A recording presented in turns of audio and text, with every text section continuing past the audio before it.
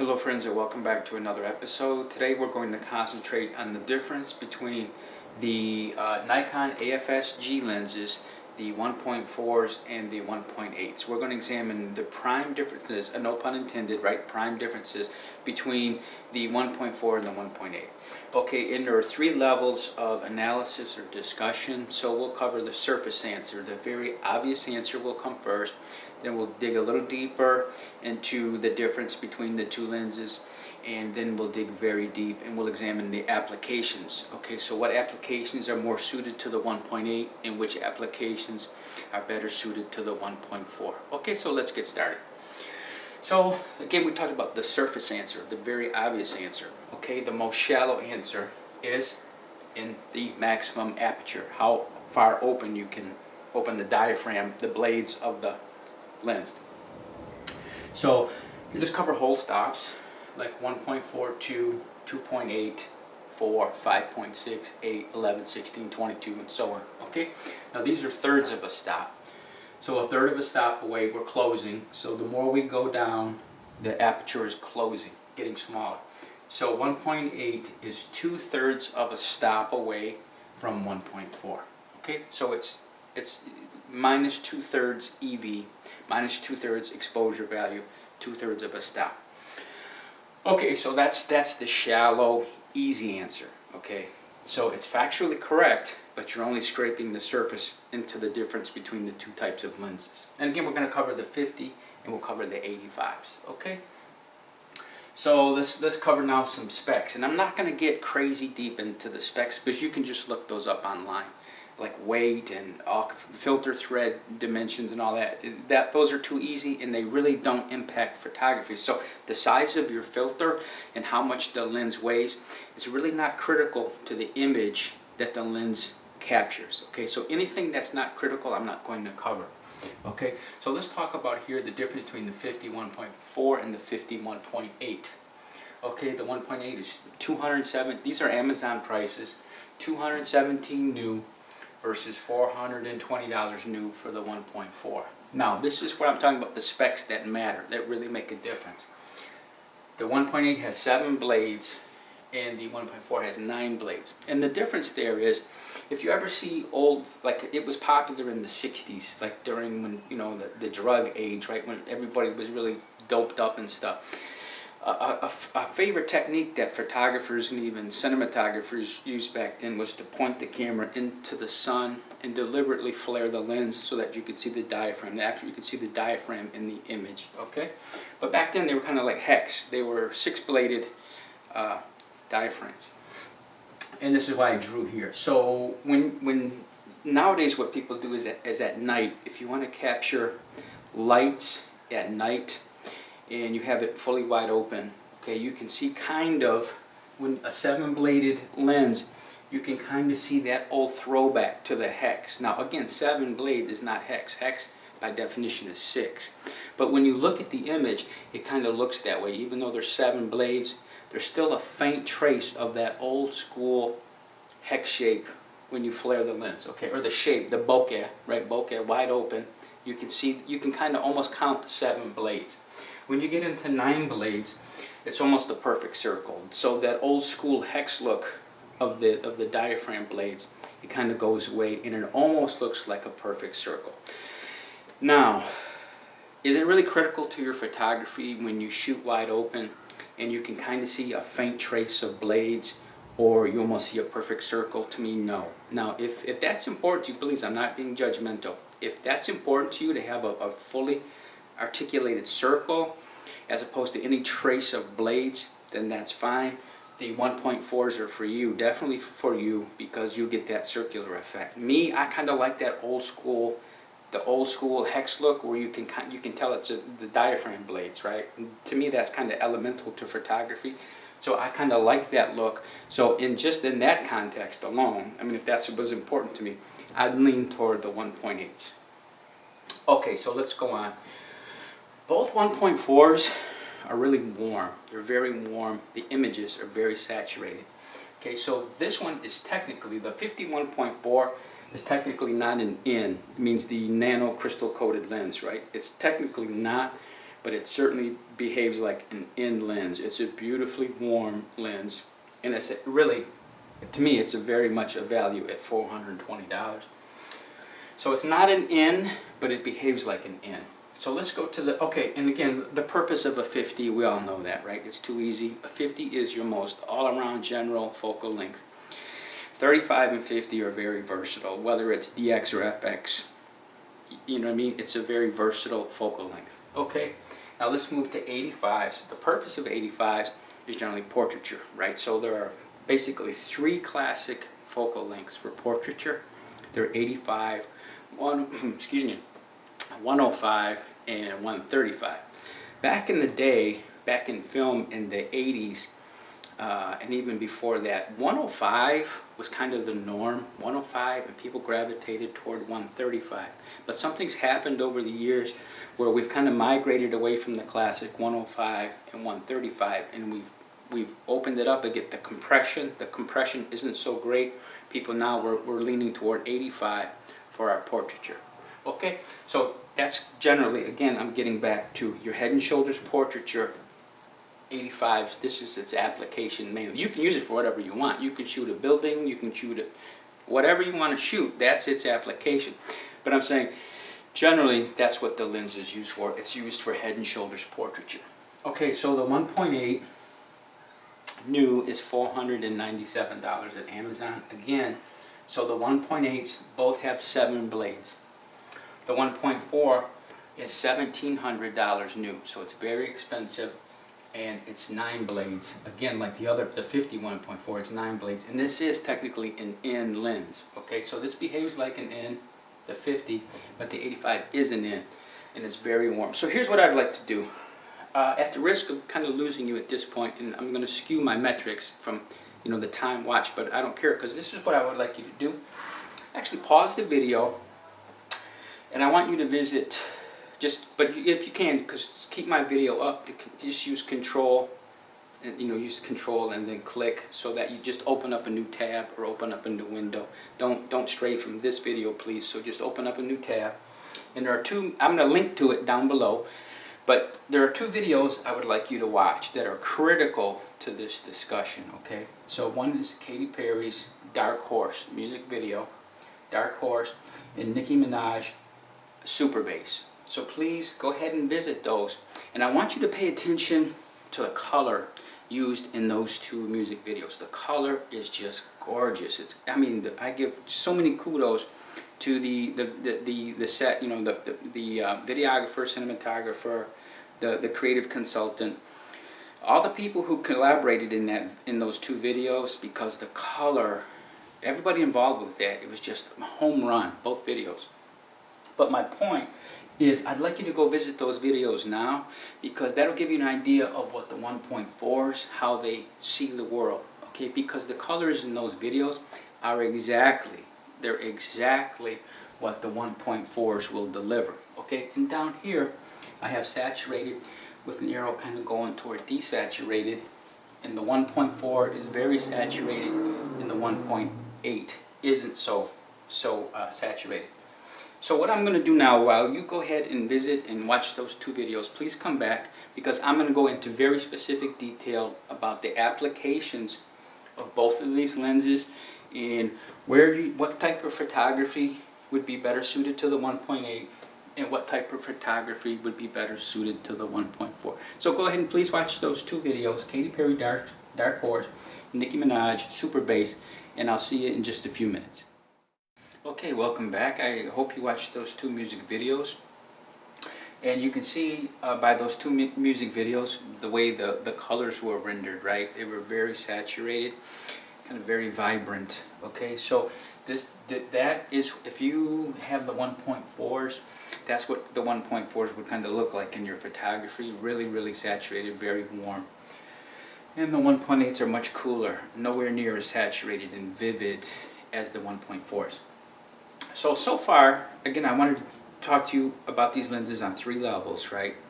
Depth of analysis. So the first one, we just scratched the surface, which was a no-brainer. 1.4 versus 1.8 in the aperture, right? So the 1.4 gets you an additional 2/3 stop of light. Okay, that's the easy one. On the deeper analysis, we covered the blades and the difference between 7 and 9 blades. The 7 blades will give you the old school hex look. When you deliberately flare the lens into the sun, you'll see the diaphragm shape. Old school was 6, this one's 7. And again, the 9 blades, when you're bokeh, it'll look like a perfect circle. Okay, so that was a little bit deeper analysis, not much deeper, but now we're really going to get into the... And I'm asking you to bear with me because a lot of this stuff is now going to be deeply kind of philosophical, right? So you're going to have to make the determination after you watch this whether I'm full of beans, right? Or if you'll, you know, give this some credence and understand what I'm trying to convey here. Because the 1.8 and the 1.4 are kind of like people who really see the world differently. Two different, completely, and I'm not sure, they're polar different mindsets between the 1.8 and the 1.4. And I'm going to cover that with you now, so please, I'm really asking you to stay with me and you'll see where I'm taking this, okay? So, the first thing we'll cover is colors. Right, so let's cover the 1.8 first. The 1.8 is ideally suited for earth tones. And by earth tones, I mean blacks, whites, grays, and browns. So you think, okay, what is that? Blacks, whites, grays, and browns. Other than the whites, those, if we do fashion, now in fashion and clothing, that's fall and winter, right? Those are your fall and winter colors, black, gray, and brown. Those are your wools and your cottons. So your thick wools that you know, in the winter. Nobody wears bright colors in a heavy wool like a trench coat or a pea coat. It's always black, gray, or brown. Okay, those are winter colors. So if you're going to do a fall and winter catalog shoot, and 1.8 would be ideally suited for those colors. Now let's come over here into basically the color wheel. So we have blue, violet, red, orange, yellow, and green. That's basically all your colors, right? And the families of colors, like a tangerine or a melon or a coral, lilac, a lavender, all those different shades and hues of the colors, they all fall under here. The 1.4 captures those brilliantly. So what are all those colors? The colors are spring and summer, right? It's, you know, summer is a time of rebirth, rejuvenation. The flowers are blooming, snow is melting away, and there's this spirit in the air of a rebirth, right? And that's when we change our clothes, literally. We change out of these grays and browns and blacks, these very muted, solemn colors, and we get into the clothing of the spring and summer, right? Of rejuvenation and rebirth, and we put on our bright, popping colors. So there's where the 1.4 is if you're doing a spring and summer shoot, okay, for clothing. Now that's just fashion and clothing. So we're going to dig in even a little bit deeper now, a little deeper analysis into the difference between the 1.8s and the 1.4s. Okay, so let's talk about mindset. Okay, if the lenses had a mindset like humans do, I can tell you which way they would lean in their mindset. So the 1.8 kind of sees the world gritty, right? There's some grit, and it would be ideally suited if you're trying to catch some type of nihilism or dread and despair, okay, pessimism. The 1.8 would lean toward that type of photography. And I have here like suicide girls. You know, the suicide girls are the girls who, I covered this before a little bit in modifiers, the girls who are all tatted up. The Betty Page, the short bangs with like a Dutch boy, almost like a Dutch boy with the bangs, but they're all tatted up. But the spirit of that is really kind of nihilistic and pessimistic, right? And I see it improperly shot quite a bit because that despair is not being caught in the suicide girls. Okay, so where I'm going with that is if I had the choice to shoot suicide girls between a 1.8 lens and a 1.4, I'm definitely going to shoot them with a 1.8 because it would capture that mood much better than the 1.4. Okay, poverty. I have here like Manila shanty towns. I've been through Manila many times. Manila's full of shanty towns, right? The poverty is just overwhelming in some of these, in Manila. And so what happens is they're little shanties. They're made of like corrugated tin or like metal, and they rust. and they turn brown. So these shanty towns in Manila, you see brown everywhere, and it's just rusted metal. So number one, you're actually killing two birds with one stone if you were to try to capture this type of photography. Because number one, the 1.8 is more suited toward brown, the rust, and it's more suited toward poverty. You're trying to capture that despair and that grit in these shanty towns. The 1.8 would be more ideally suited to that type of photography. Okay, so I have poverty and street photography. So if you're on the street and you're just shooting people, right? You're just doing candids called street candids or street photography. I would definitely use the 1.8 because it's cooler and it would capture a little more grit of the street than a 1.4. So I would definitely lean toward the 1.8 for street photography. Okay, and also photojournalism. If you're contracted by a newspaper, you're in New York Times or whatever newspaper you work for, even if it's a website. If you're going to go out shoot real news events, definitely use the 1.8. The 1.4 is way too warm to do photojournalism with. Now, the aperture opens wider, so some people might choose it if they really in low light, they want the 1.4. But the rendering of the colors is really too warm for photojournalism. And I myself, just me, again, I'm subjective here. This isn't the Bible. I'm not giving you the end all and be all. Me, I'm going with the 1.8 for photojournalism. Okay. Now let's come over to the 1.4. The 1.4 is used for the opposite. It's used for if you want to capture things that are life affirming, right? So you want to express hope and optimism and joy and everything that's good about life. Okay, your mindset is you're looking forward to tomorrow. There's all hope and optimism and you're excited about the future and so forth and so on.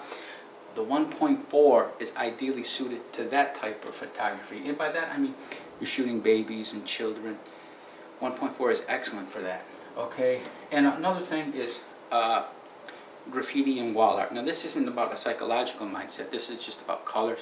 But if you have ever seen graffiti photographed with a 1.4, beautiful, absolutely gorgeous, because that graffiti, the street art, right? Because some people, you can see it's ugly, it's defacing property. I myself don't look at it that way. I consider it like a legitimate folk art. It's a form of folk art. It's street art. Okay, so I love graffiti. I just absolutely love it. If it's well done, it's beautiful. But the 1.4 captures wall art tremendously, absolutely beautiful. So if I were going out and like a documentarian, and I'm trying to cover my city's graffiti or street art, I'm definitely shooting it with the 1.4 because the rendering of the colors is magnificent. Okay. And lastly here, now this is, like I say, I'm going as far as how you view the world, how people see the world. Lenses can also be that way, and they are here in the 1.8 and the 1.4. So I'm just going to close it up here. I'm trying to refine my point a little bit more. And again, if you think I'm beating it to death, that's fine. If you think I'm full of beans, that's fine. But this is how I see the difference between the 1.8 and the 1.4. Okay, so your psychological, your viewpoint, how you see the world. They always say you either see the glass as half full or half empty, depending on how you size yourself up. So the 1.8 sees the world as half empty. The 1.4 sees the world as half full. Okay, I'm getting back to the nihilism and optimism. Okay,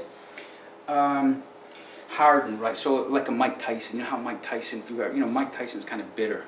He's really embittered by the world. He's been given a raw deal. And if you examine his past, the rape charge and so forth and so on, prison time. Mike Tyson, when you see him, he's really bitter. The death of his daughter. So his bitterness really comes out in his interviews, right? He's kind of angry at the world, okay? And that's kind of like what the 1.8 captures, right? The 1.8 is angry at the world. And that's when you want to use the 1.8 to capture that type of sentiment, okay? Colors, okay, I'm back to now the psychological mindset.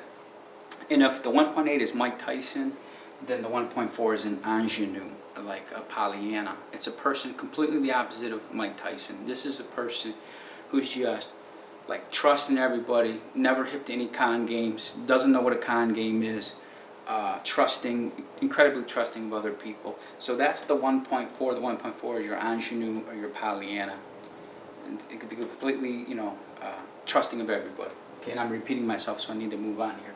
Okay, so let's talk about workaround.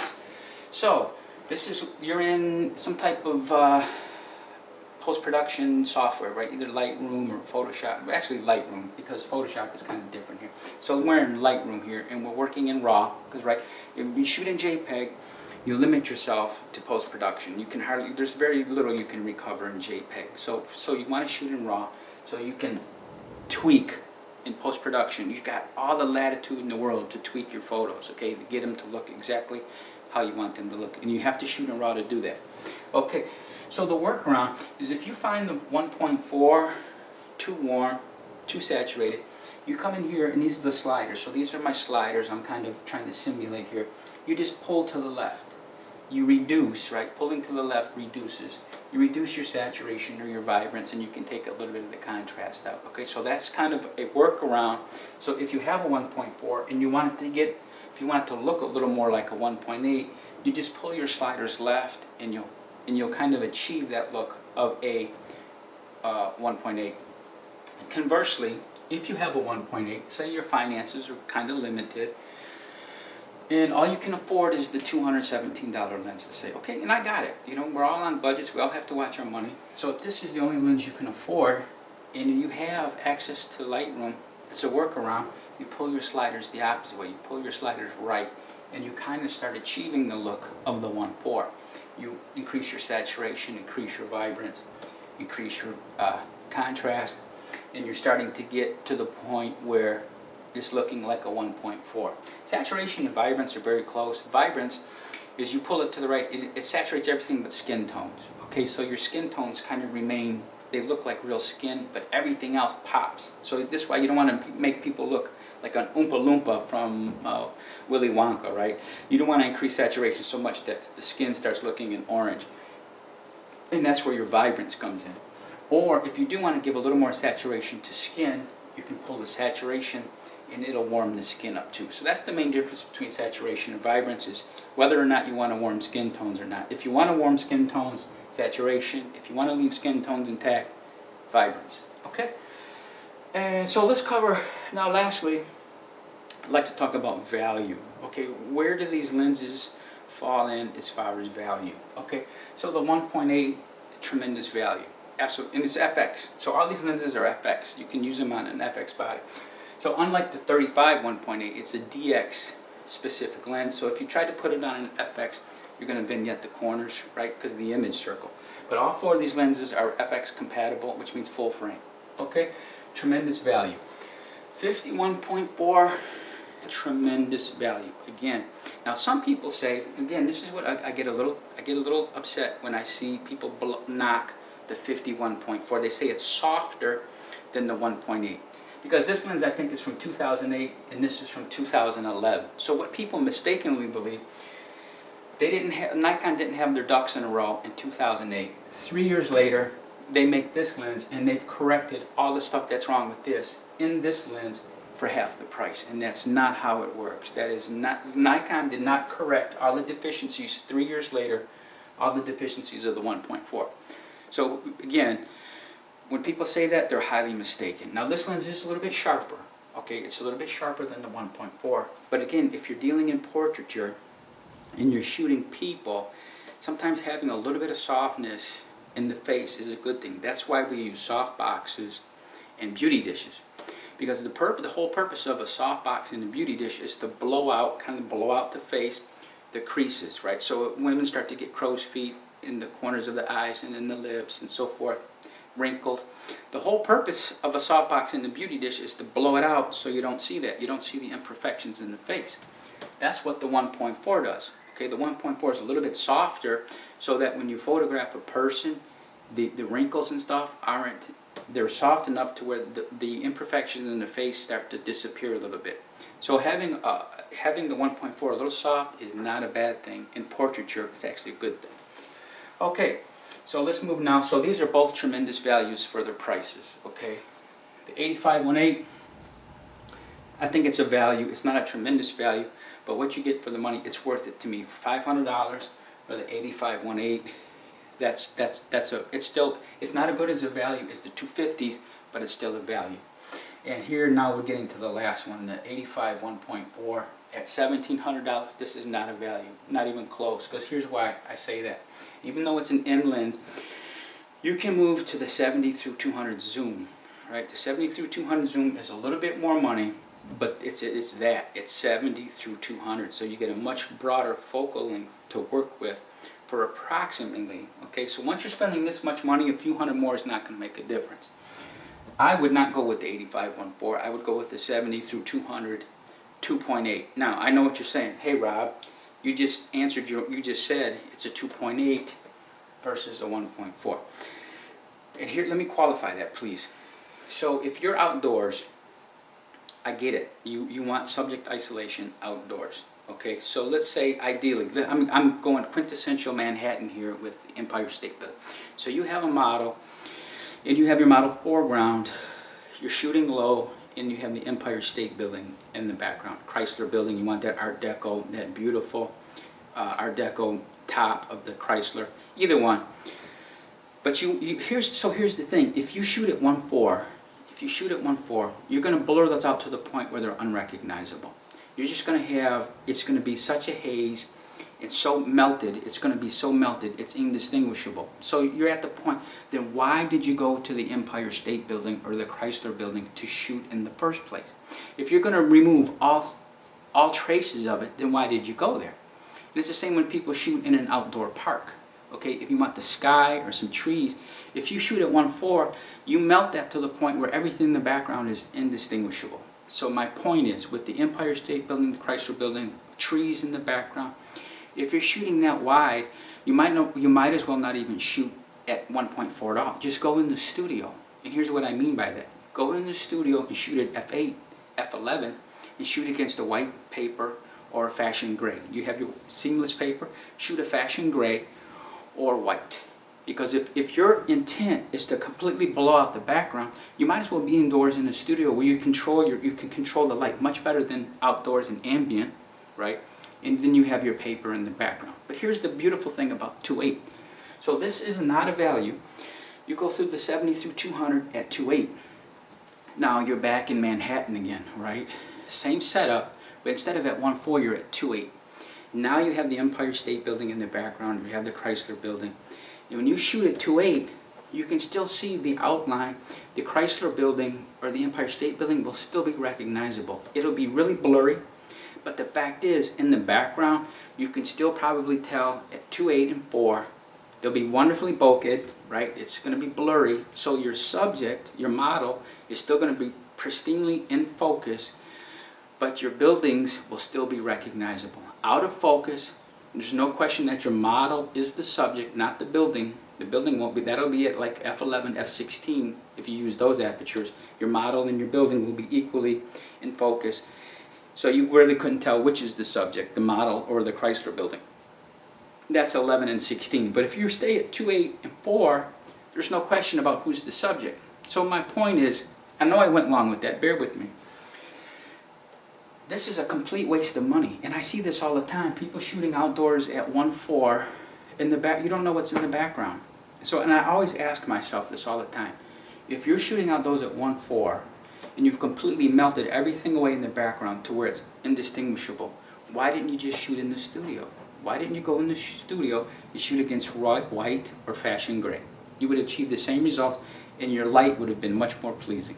Okay, that's why you never, to me, again, I'm being judgmental, I would never shoot outdoors at 1.4.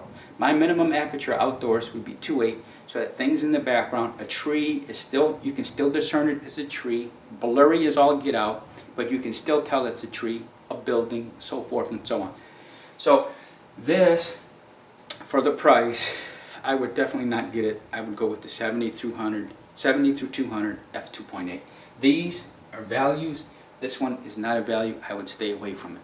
Okay, so this, I know I went long there in the tail end, especially regarding this lens, because it's overpriced and people misuse it. They really don't get it. But that's fine. Again, I'm being a judgmental jerk. I got it. But, so what I'm trying to close this with is there's always a surface answer, just like when I covered the photo sites of what gives the D700 its image quality, right? Or it's cachet. It's why people coveted it and why it's so sought after, right? So it's the same thing with these lenses. So the surface answer, again, the surface answer between 1.8 and 1.4 is 2/3 of a stop of light. End of discussion. If you ask me, you could ask somebody, what's the difference between a 1.8 and a 1.4? The surface answer is 2/3 of a stop of light. End of discussion. But you can see there's way more going on than 2/3 of a stop of light.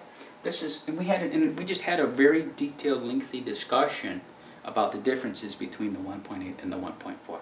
So again, I know I went long. I thank you for staying with me. I hope you enjoyed this. Again, the 2 music videos, if you want that look in your photography, go 1.4s. If that's way too saturated for you, you didn't enjoy the look of those 2 videos, then definitely stay with the 1.8s. Okay, again, I thank you for watching, and I hope you learned something.